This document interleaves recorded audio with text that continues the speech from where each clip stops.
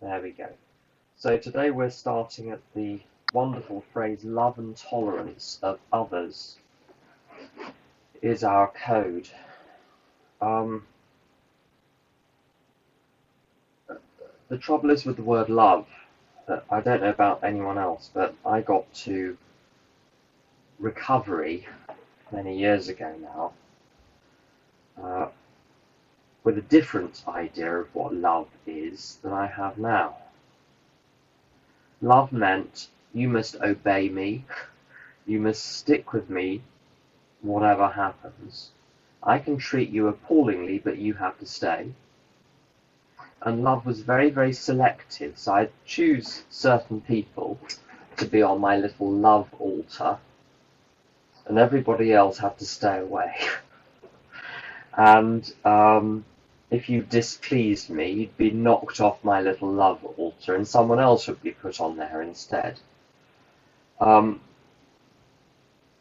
My sense of what love is in recovery is very different. I'm going to hopefully share some little stories about what I think love is. And the first one probably won't sound very loving. Around 26 years ago, I was living in London. I was in recovery. It was 10 to 11 at night, and at 11 o'clock the shops that sell alcohol were about to shut. And I'd been thinking all day, am I going to drink? Am I not going to drink? I'd gone to 3 meetings, I'd talked to lots of people, but I was still like, am I going to drink? Am I not going to drink? And I phoned Sue. Now, Sue at the time was 30 years sober. I phoned Sue and said, Sue, I want to drink. And she said, AA's for people who don't want to drink. Bye-bye. And she put the phone down. Now I thought, this is getting serious. If I want her attention, I'm going to need to play by her rules. And I phoned her up again and said, Sue, it's me again. And she said, I know. And I said, Sue, I don't want to drink, but I feel that I'm going to. And she said, right, now we're in business. Now, the reason that was loving was because she wasn't going to entangle herself with my little game. Because my little game was, look at me, all poor and helpless. And what you're going to do is you're going to fix me. You're going to explain to me why I shouldn't drink. Then I'm going to argue with you. And either I will yield, and then you've won, and then we won't drink. Or I'll win the argument, and then I'm allowed to drink, because we've obviously examined the subject properly. I've shown to myself that you're wrong, so I can drink now. And she wasn't going to play that game. She was not interested in entanglement. She was interested in what was going to be in my best interests. And so love, if I'm to act in a loving way towards someone, that doesn't mean I do what they tell me to do, or I do what they ask me to do. It's where I consider what is in their best interests, what is in everyone's best interests, which is the notion of tradition 1, common welfare. And I think the love I get from my higher power is similar to that. Very often in AA, I'll hear people say, well, recovery is very good, I like it very much, and my higher power has been so good to me. Look at the lovely job I've got. Look at this lovely career that I've got now. I'm in recovery. I'm now married and I have 1,000 children, and everybody is top of the class. And all of this wonderful thing. God loves you because things are going well. If things are going badly, God doesn't love you. And I don't think that's the case. I've just thought of a story that it's not my story. It's a story that my friend Tom tells. So my friend Tom is a Jesuit priest, but he went to a Bible study class taken by a rabbi in Berkeley, in California. And some of the people in the class were Jewish, some of the people in the class were Christians, but the rabbi was going through the Old Testament, Genesis, Exodus, from a Jewish perspective. And now this is the story that Tom tells. Whether it's exactly what the rabbi said, who knows? But this is the story that Tom tells. Someone in the class said, "Rabbi, what's a blessing?" And the rabbi said, when God was creating stuff in Genesis, he'd create mountains and water and avocados and all sorts of wonderful things. And after each thing, he said that this thing is Tov. Now, according to a lot of translations of the Bible, Tov will be good. But the trouble is with the word good, it has so many meanings. A good book, the good book. Last night we had a good time. I mean, good can mean 1,000 different things. So good is not the most helpful translation of Tov in that context. So God creates this, it is good. This rabbi said, what Tov means in that context is not that it's good, but it's already complete. Nothing needs to be added for it to be complete. It's the gazelle or the cat or the mountain doesn't need anything added to it to be a gazelle or a cat or a mountain. The cat is already fully a cat. It's not missing anything. And so then God creates man, says nothing. So the obvious conclusion is, well, man is no good. If God doesn't say that man is good, having created man, then man is no good. But that's not what it means. Man is not complete. We're made with all of these empty spaces, and our job is to fill up the empty spaces. And a blessing is anything which gets down inside us where it's dark and cold and damp and frightening and forces us to look at what is there and to grow and to invite things in to fill up the empty spaces. That's blessing. So a blessing is not a Maserati or a new career or a holiday home. A blessing is something which forces me to grow. And a blessing is not going to feel like a blessing at the time. It's going to feel like a catastrophe because I haven't got my own way. So what is love? Someone who is loving will bestow blessings. Sometimes I think I could do without blessings, but there we go. But I'd be doing without love. If I hadn't had all of the things happen to me that happened to me, I wouldn't have had to grow the way I'd grown. And they say that with sailors, that I think there's a saying, I don't know the exact wording, but fair seas don't make good sailors. You've got to have rough seas to learn how to sail properly. If the water is placid and the wind is going in the direction you want it to go in, you're not going to learn anything. Now, back to love and tolerance of others is our code. So my job in recovery and in any context is not to play the games, but instead to act in people's best interests, which is very different. I used to be the chair of a group many years ago, which was on a Sunday evening. And Sunday evening meetings in London, if you want a crazy meeting, go to a meeting on a Sunday evening.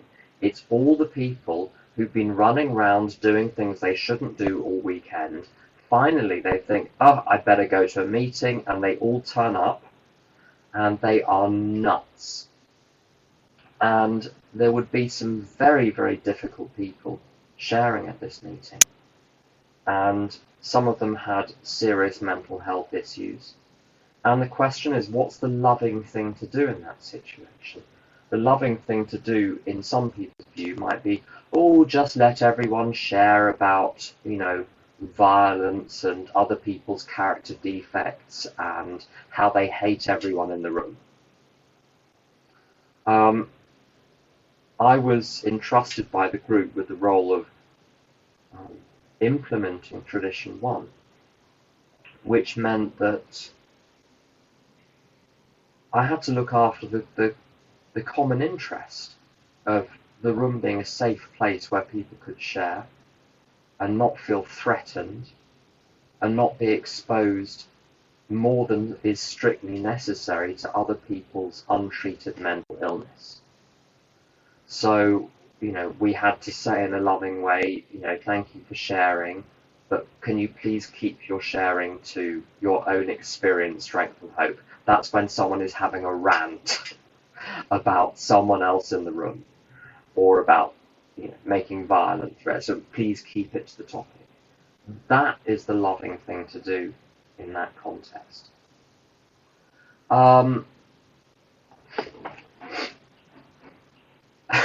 One of the features of the family that I grew up in, if you cared, you worried and you shouted. You worried because things were important. If you didn't worry, it meant you didn't care. So my father was happy-go-lucky. I mean, he had some stuff going on. I'm not going to tell his story. He's possibly a qualifier, who knows. God rest his soul, who died many years ago.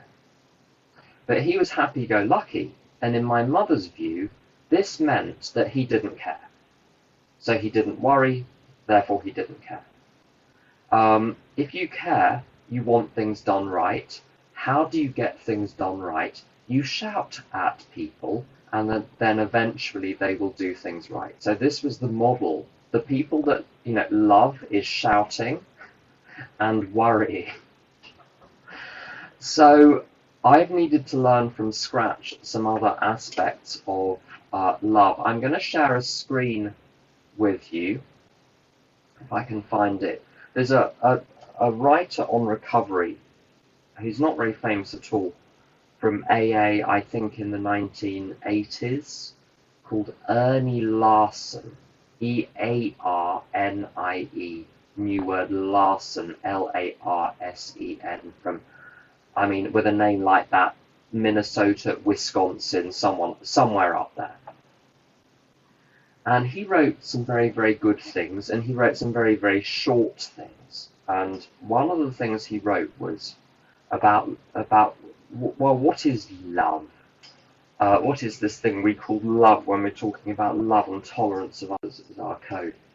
And he reports the results of a survey where they took a whole bunch of people and they said to them, when you feel loved in a particular situation, what is it that other people are actually doing that make you feel loved?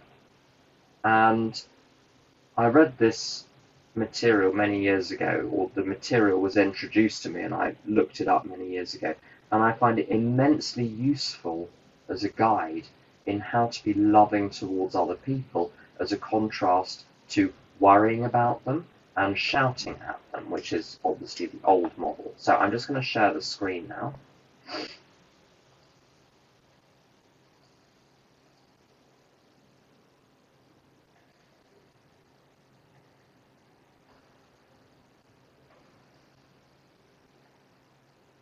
Give me a second to get the font bigger.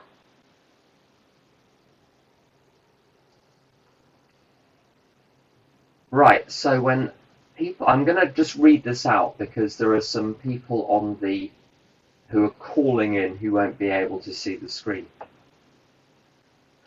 So when people are asked what it means to be loved, these are typical answers. 1, safe. Feeling safe has to do with sensing a freedom from abuse. The minimal requirement is to sense that I will not be hurt here. And I'm a fairly difficult person, I have to say.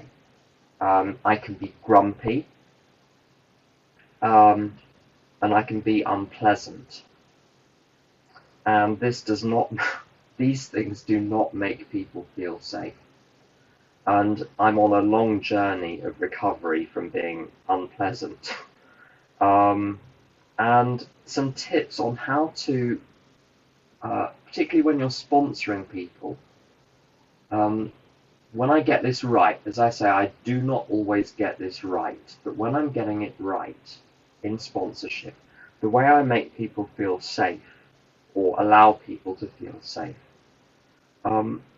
is to be clear and factual with them.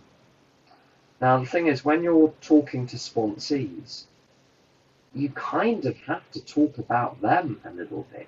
It's almost impossible to do everything with I statements. So you have to talk about them and often their difficulties and character defects and beliefs and thinking patterns and behavior patterns which don't work. And this can make people feel very unsafe. It can feel like an attack. And what I try and do for it not to be an attack, apart from trying to use I statements wherever possible, rather than you statements, is to be simple, be straightforward, be factual. Don't overtalk. Don't bang on about the point. Let it be said once. Don't exaggerate. Don't distort. Don't caricature. Don't ridicule. And being a forceful personality brought up by some people, or having people around me that were quite forceful and manipulative, I learned from an early age to manipulate other people through distortion, exaggeration, caricature, and ridicule, often under the guise of humour. But if I stay completely factual, without moral judgments of good and bad, then when people do that with me, I feel much safer being able to disclose what is going on. The next one, defended. Oh, there's a little chat bubble there. Oh, okay. So caricature. A caricature is like a distorted cartoon. You know, when you see in newspapers cartoons of politicians and facial features are all exaggerated and distorted. So like a comical picture. Defended. So this is the second aspect of being loved. Being defended means having the sense that I am not alone against the world. This doesn't mean that your partner has to agree with you on everything, but it does mean that, agree or not, your partner won't turn against you or side with others in a disrespectful way.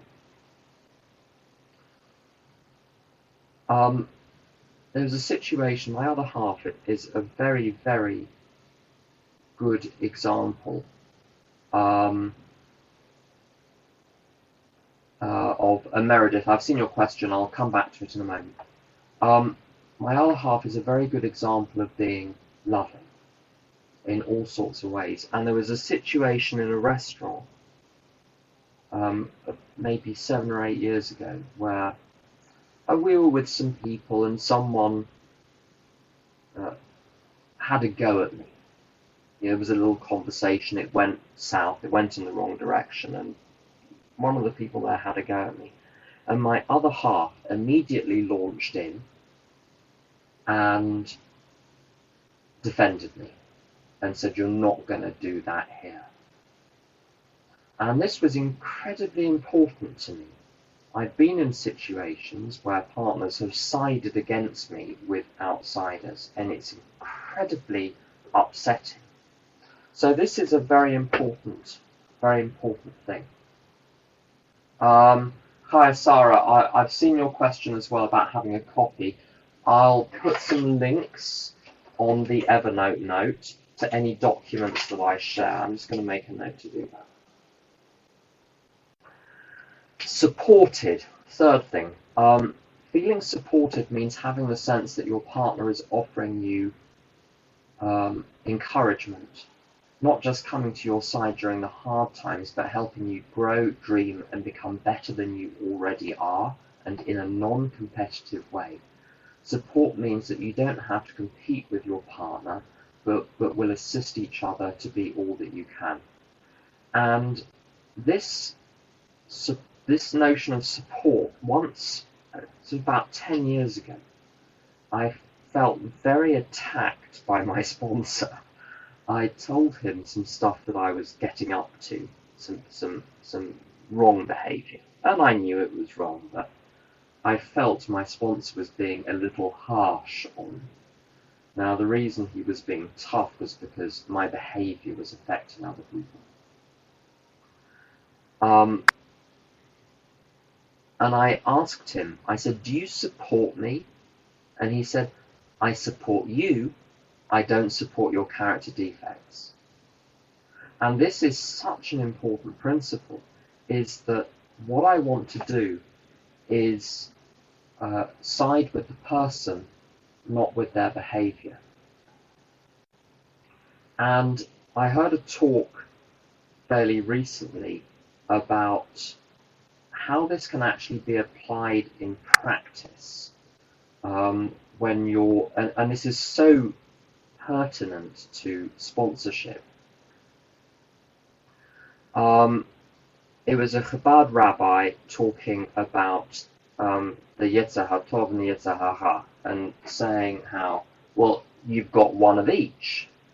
So when there are two people in a conversation together, or in a relationship together, you've got two of each. So I'm not going to try and do the Hebrew plurals, but the two Yetzer HaTovs and two Yetzer HaRas. And he said the thing is, each Yetzer HaRa is on its own, seeing everything else as the enemy. So to the Yetzer HaRa, the Yetzer HaTov within you is the enemy, because it wants something different. Certainly someone else's Yetzer HaTov is against you, but someone else's Yetzer HaRa is also against you, because the Yetzer HaRa is all about getting stuff in the world materially, and we're in competition with everyone else. So the Yetzer HaRa is on its own. And when you're on your own, you know, it's one of each. In the boxing match, they're evenly balanced. You get two people together. Now, my Yetzer HaTov wants the best for someone else too. So my Yetzer HaTov is in alliance with your Yetzer HaTov. If I find a joke funny, I want you to find a joke funny. If I'm having a good day, I want you to have a good day. So when you've got two people together, it's 2 against 1. Your Yetzer HaTov aligns with my Yetzer HaTov against my Yetzer Hara. But to do that, the other person, if I'm sponsoring someone, I've got to be clear that it's them, it's their higher self, it's their real self that I'm supporting. And I try to ally with them against the Yetzer Hara, the character defects, the unhelpful behavior, which is not helping them.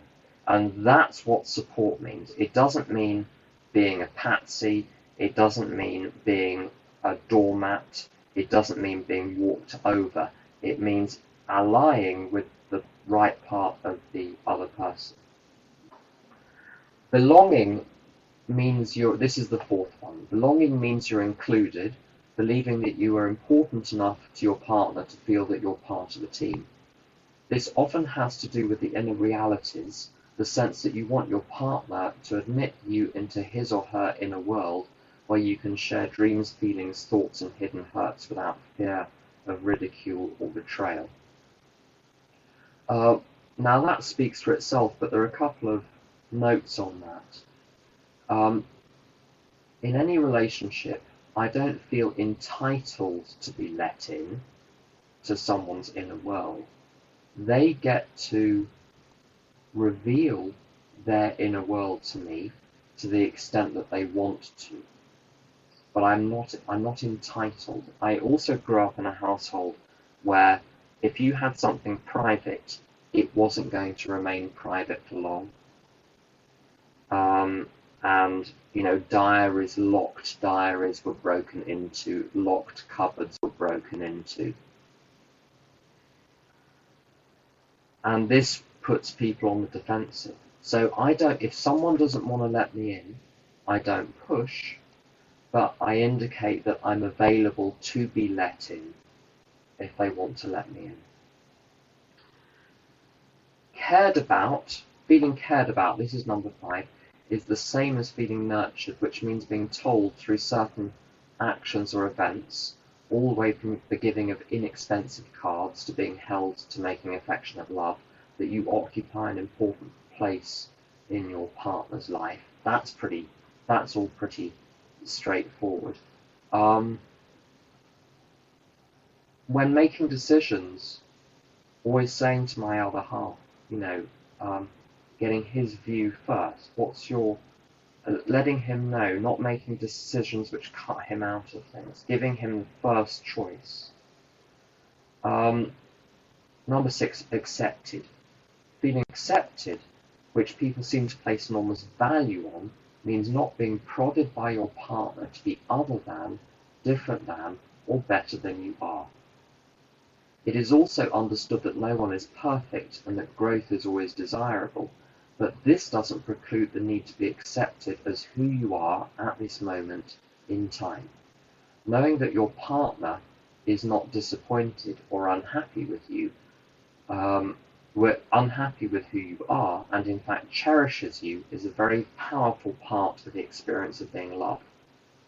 I'll give you an example of where that can go wrong. Many years ago, I won't tell the full story, but many years ago, I criticised my other half for not doing not doing the dishes, and he went very silent, left the room, came back 10 minutes later, and said, "I've never ever criticised you." And this is the pattern that we both do, we both follow now, is that if we want something to be done differently, we don't do it in terms of criticising the other person, or you did this or you did that. We do it in terms of a request for the future. And I get a lot of things wrong, and we've got a cat. Well, we've sort of got a cat. The neighbours have a cat, and the cat comes and visits us a lot. The cat's on a country holiday at the moment, but when she's around, I'm not careful enough about sharp objects leaving scissors on surfaces. And Jonathan has never criticised me for getting those things wrong. He simply requests that I do things differently in the future. So please don't leave knives lying around. Please be careful with keeping the windows closed. And so you're squaring the circle with this of allowing room for change and for change to be requested, but without basing it on non-acceptance of the other person being exactly where they are at any point in time. And there's a marvellous AA speaker called Clancy. Some people like him enormously, and others don't care for him so much. One of the things he says, which is quite brilliant, is at any given point in recovery, the fact of sobriety is sufficient. So if you're crazy, but you're sober right now, you're a success. However, over the course of your recovery, being sober is nowhere near enough. It's barely even the beginning. And there's a paradox there. There are two things which are true at the same time, even though they seem to contradict each other. And this is a paradox too. So to accept other people exactly as they are, without losing the sense that change is possible, and helping people if they're willing and interested in achieving that change. Special. While the term special may seem nebulous, it has a very concrete meaning. This is the 7th item. Feeling special means being prized, being treated the way anything precious in life will be treated. And one of the ways in which this can be practiced is, and it's something that I've only been thinking about relatively recently and trying to practice relatively recently. There are lots of needs or desires in life which are completely rational. And it's fairly easy to accede to other people's needs or desires which are completely rational. So if someone needs to get up for work at 7 o'clock, and therefore they need to be in bed by 11, they need to be in bed by 11 the night before, then that's a rational reason to go to bed earlier. It's very easy to accede to that because you can understand it. One real way that I've noticed in very close relationships where people are genuinely loving is that they will accede to requests even if they're completely irrational.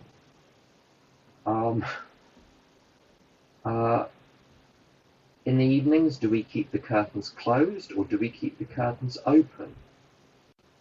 Some people like the curtains shut. It doesn't matter if anyone can see in or not. If no one can see in, we're on the 4th floor. No one can see in.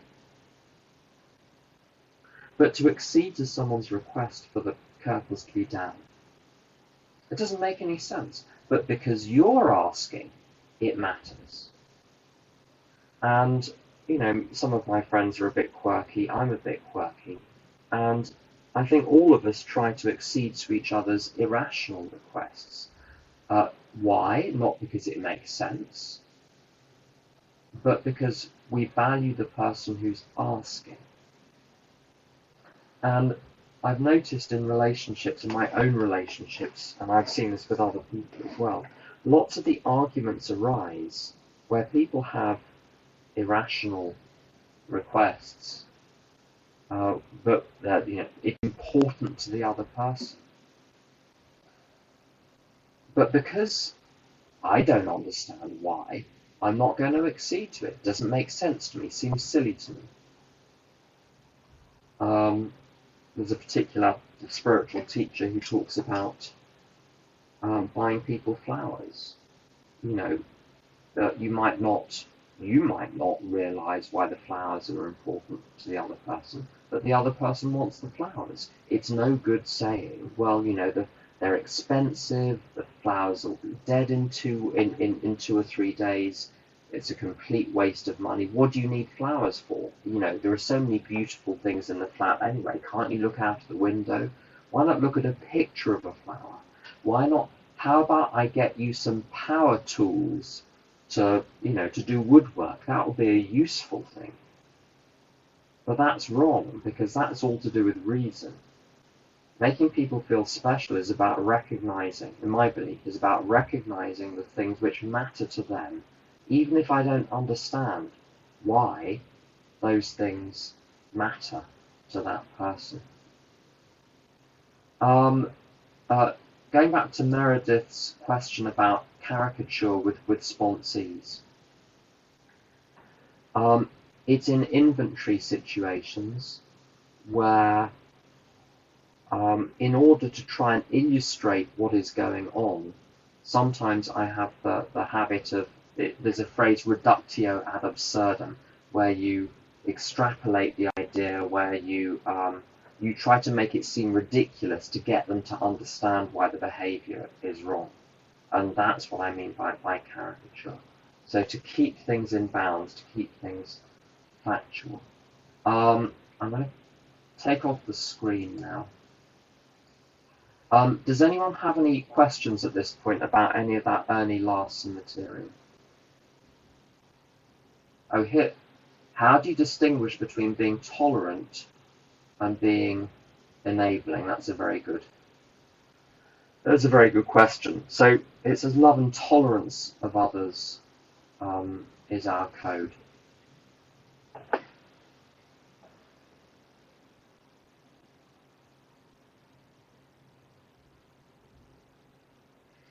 I think that question about where does tolerance tip over into enabling is the $64 million question of Al-Anon recovery and S-Anon recovery. And the reason this is difficult is because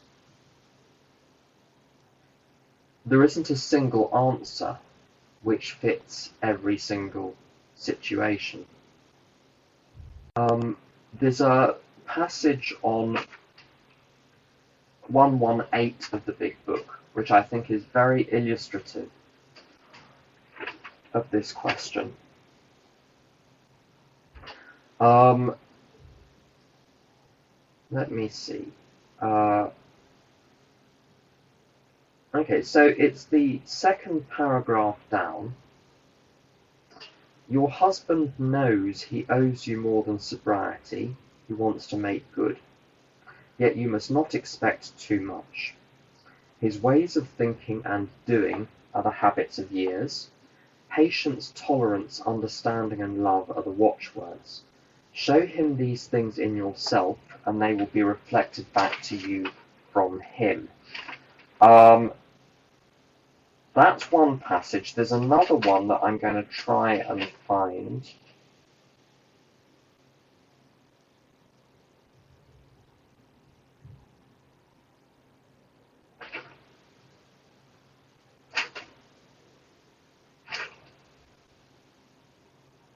Here we go. 108. Third paragraph down. No, I'm not going to share it. Okay. I'm just going to read it out. I'll put these quotations as well on the Evernote note, or I'll link to them. So middle of 108, try not to condemn your alcoholic husband, no matter what he says or does. He is just another very sick, unreasonable person. Treat him, when you can, as though he had pneumonia. When he angers you, remember that he is very ill. There is an important exception to the foregoing.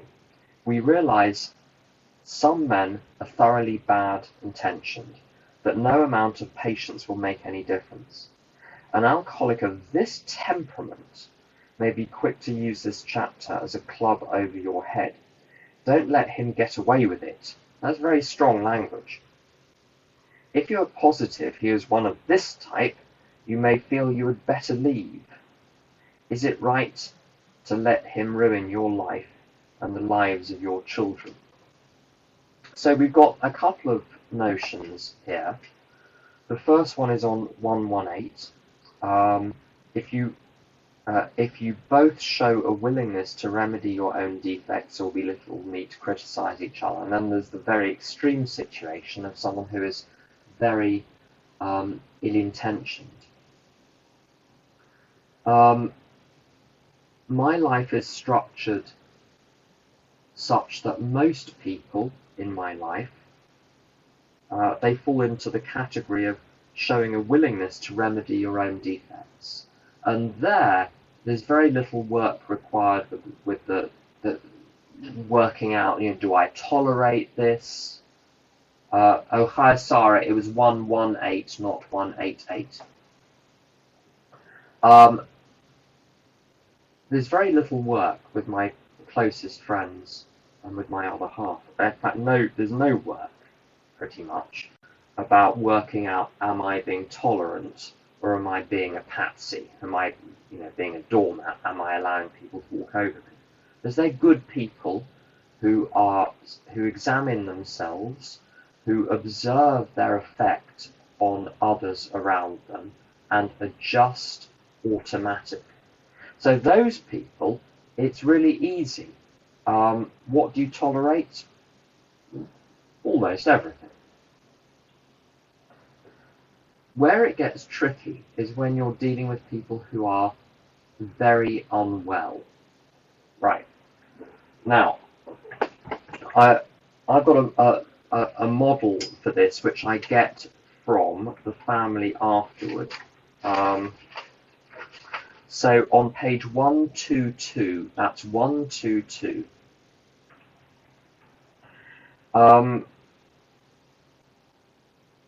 So 1, 2, 3, 4, 5, 6 lines down. All members of the family should meet upon the common ground of tolerance, understanding, and love. And the phrase which got my attention many years ago was common ground. And let's now combine this with tradition 4. So tradition 4 establishes a very important principle. With AA groups, each group is autonomous except in as far as it affects one of two things: another group or AA as a whole. Now, in a marriage, I've got my life, my other half has his life, and we have a common life. So we've got 3 domains. There's my stuff I do, there's his stuff that he does, then there is the common ground. And where the line is between tolerance and boundaries, because that's what we're really talking about, when do you tolerate and say nothing, and when do you set some kind of boundary? What I've been encouraged to do by my sponsor is, with Jonathan's life, it's his life. I don't need to, it's none of my business. My friend Anthony is a little bit like me, controlling and interfering. And he's married, and his other half is called Peter. And Anthony was talking to his sponsor, who has been talking to his sponsor for many years about his relationship with Peter. And he sent an email to his sponsor about some awful behaviour of his other half. And his sponsor sent him back an email, no body to the email, just a subject line. And in the subject line it said, in capitals, leave him alone. So with their life, with their decisions, with whatever they do, none of my business. When it's stuff that affects my life, so my ability to work, my ability to keep myself together physically and spiritually, I've got very, very tough boundaries there. So stuff, I need to sleep a certain number of hours a night or I just can't function. So the barrier comes down, the boundary comes in immediately. So when the neighbours are making a noise and it's after 11 o'clock at night, up I go, knock on the door straight away.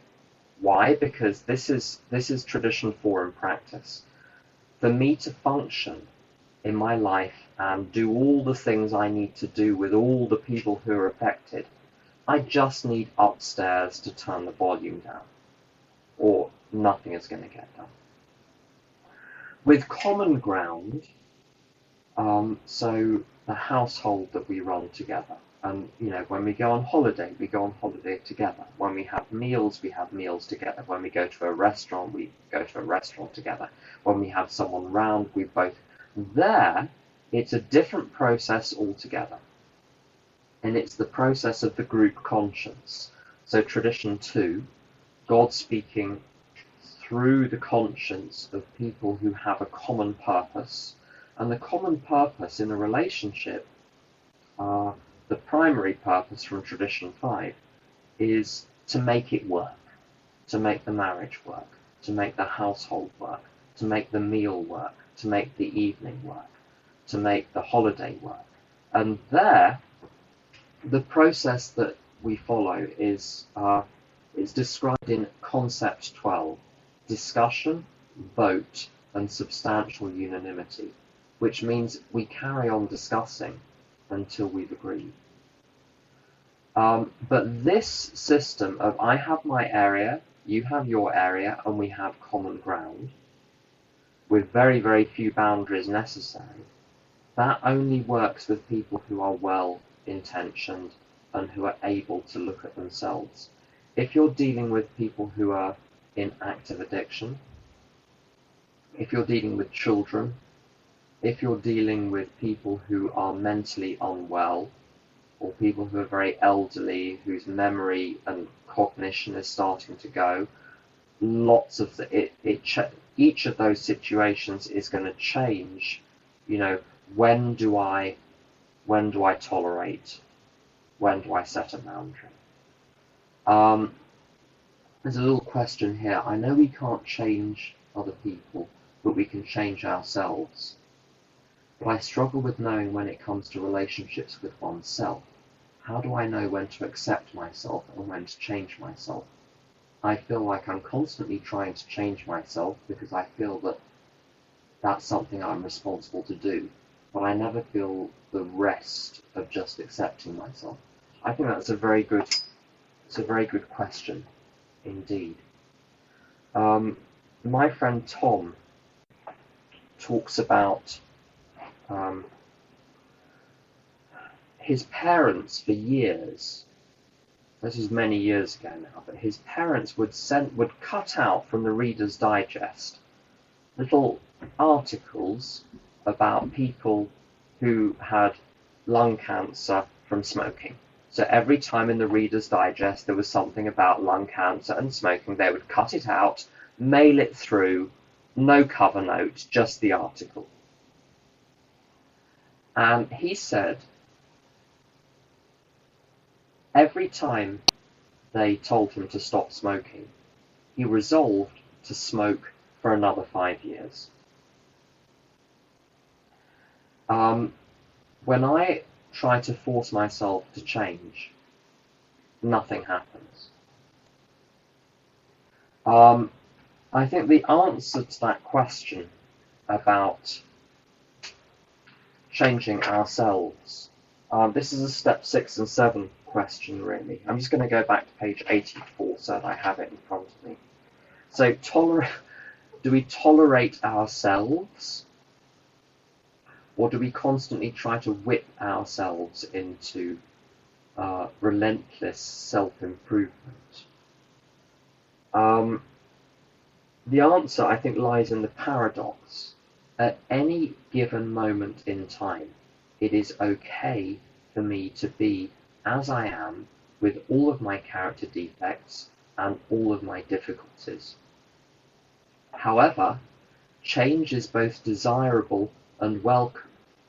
So in the same breath, I'm tolerating where I am right now. I'm accepting where I am right now, but it doesn't mean that I am condemning myself to stay like that forever.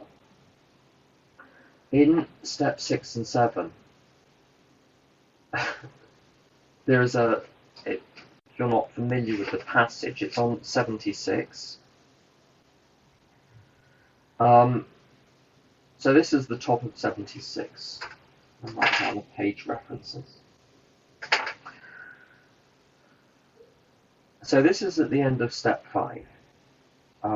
We've emphasized willingness as being indispensable. Are we now ready to let God remove from us all the things which we have admitted are objectionable? Oh, so God's going to do the removal. Great. Can he now take them all, everyone? If we still cling to something we will not let go, we ask God to help us be willing. And then comes the prayer. My Creator, I am now willing that you should have all of me, good and bad. I pray that you now remove from me every single defect of character which stands in the way of my usefulness to you and my fellows. Grant me strength as I go out from here to do your bidding. Amen. Now, it seems very nice, doesn't it? You get to step 6 and 7 and you say to God, oh good, all my character defects are going to be removed. And then you say the step 7 prayer very dutifully, and then you look round and all of your character defects are still there. So obviously something has gone wrong here. Maybe you didn't say the prayer right. I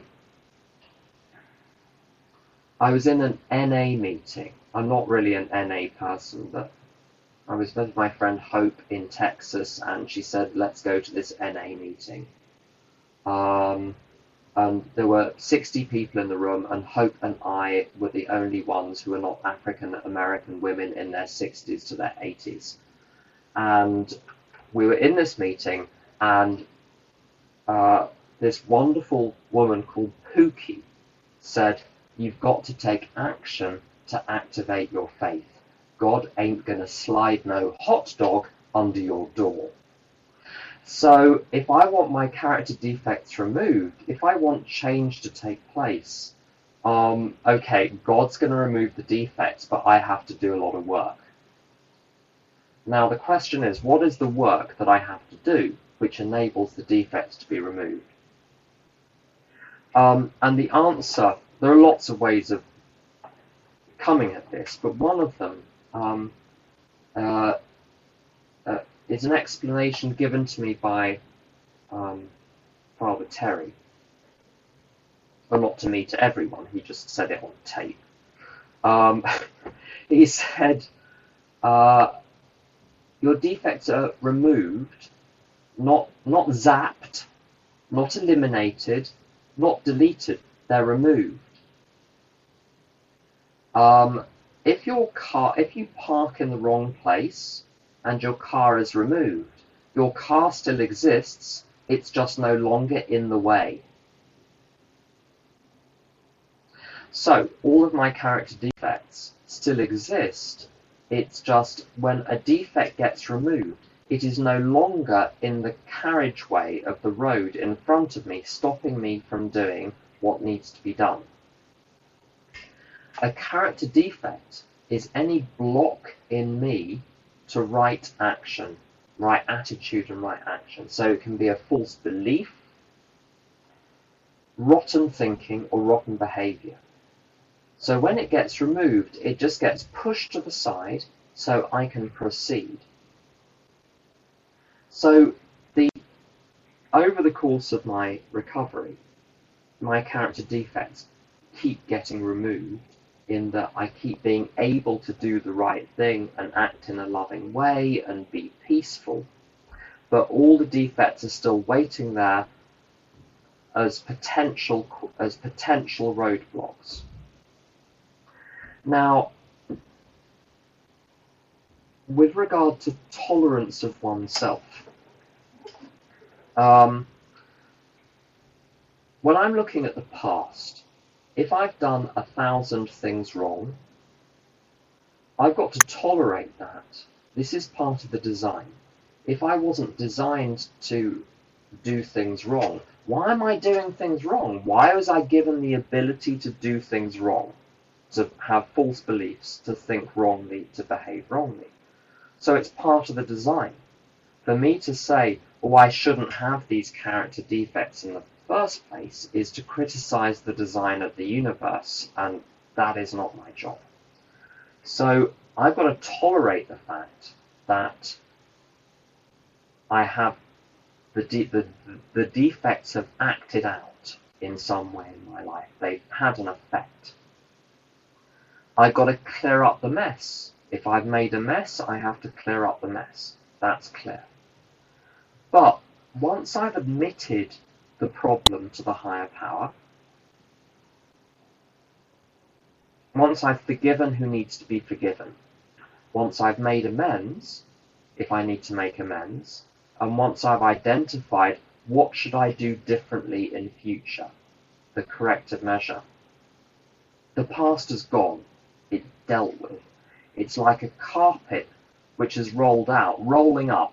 Like the past is there's long carpets, like a red carpet at a gala performance.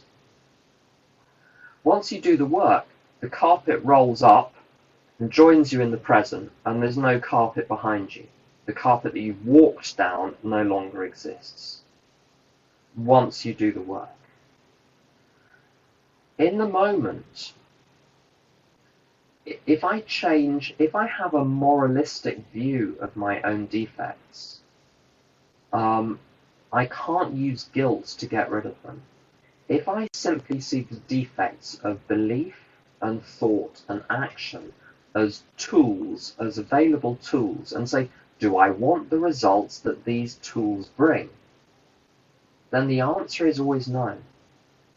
If I have presence of mind to remember I am not the defects, they're simply options in front of me. So to sum up that question, I tolerate everything that has happened so far once I've done the work. And in the present, if I can stay present in the present, the question of tolerating the defects or not tolerating the defects is not relevant. The relevant question is page 87. What is the right thought? What is the right action? Do I want the results that anger will bring in this situation? Do I want the results that fear will bring in this situation? Do I want the results that love, that tolerance, that usefulness, that kindness will bring in this situation? If I get clear on the results that I want, the path becomes clear. And I don't need to... So the defects are simply things available. They're not dirt within me. They're not dirty stains. And that's an important thing. That who I am, my personal belief, you needn't share the belief. My personal belief is that whatever makes me me and not just an animal is that I have a soul which comes from God, which is breathed into me, which is essentially part of God. That is who I am. That part of me can't feel bad just because I have what some people call the animal soul with all of the, the defects that come with that. That's not me. I don't need to feel guilty about that. Why I'm in the material realm with a physical body and an animal soul and all the defects that come with that, I don't know. But the data suggests I am here. So let's deal with that, and I don't need to feel guilty about that because I'm not responsible for the design. I didn't design the system, so I don't need to feel guilty for it. And there's There's a 17th century French monk called Brother Lawrence, and his response to he wrote a book called Practising the Presence of God, which is very interesting. It's Christian, but it's not doctrinal. There's no sort of Jesus stuff in there, or let alone Mary. I mean, none of that. It's just his direct relationship with God. And he would say a prayer whenever he discovered that he had a character defect. He would say a prayer which was something to the effect of, if I've done something wrong, it's because you, God, didn't give me the strength to do it right. So if you want me to do it right in the future, you're going to have to give me the strength to do it right in the future. Over to you. And the next line in the book is, he gave himself no further trouble about it. So my responsibility is not to get rid of my character defects. My responsibility is to do the next right thing, turn to God, do the next right thing, turn to God, do the next right thing. And magically, defects get removed, but I have to do the work of the day and stay connected to God while I'm doing it. And that's what does the trick. We're starting to run out of time. Does anyone have any final questions for today?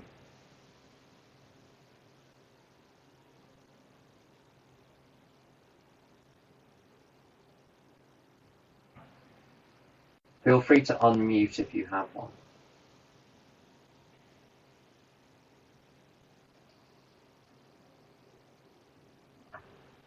Okay, so would people be happy to continue next Sunday? Any couple of nods? Okay, there are a couple of nods, so we'll continue next Sunday.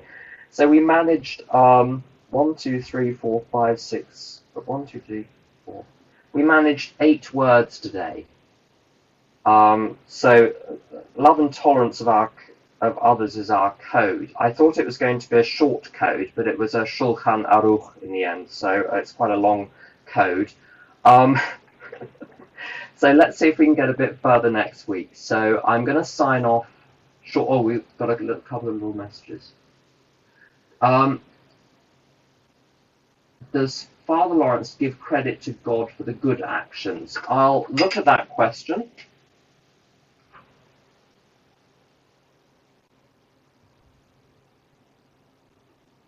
Probably. I'll look that up, and all the materials will be linked to in the note, so you'll have everything to look at there.